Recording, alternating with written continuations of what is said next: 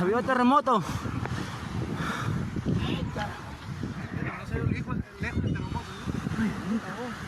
¡A la puta!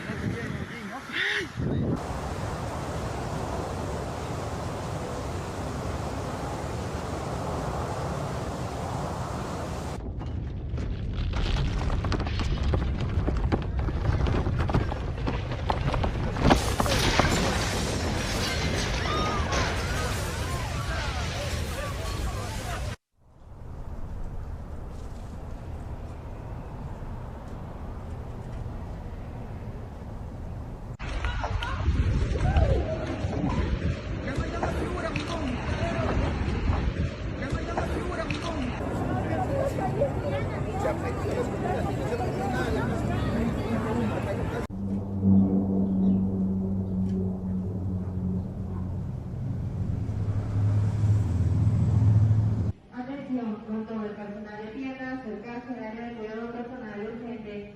Atención, con todo el personal de piernas, acercarse al cuidado personal urgente. Mira. ¿Dónde? Acá también. Ah, ay, Dios mío. Mira, mira.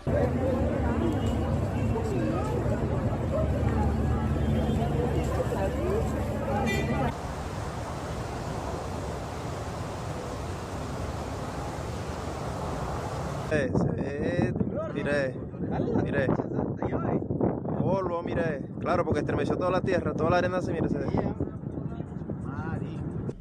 La gente en las calles de Guayaquil, en el centro de oficinas, han bajado.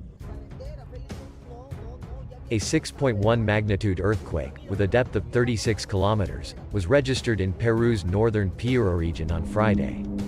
The National Seismological Center of the Geophysical Institute of Peru, IGP, reported that the event occurred at 12:10 p.m. local time. According to the IGP, the epicenter was located 12 kilometers from the city of Suyana.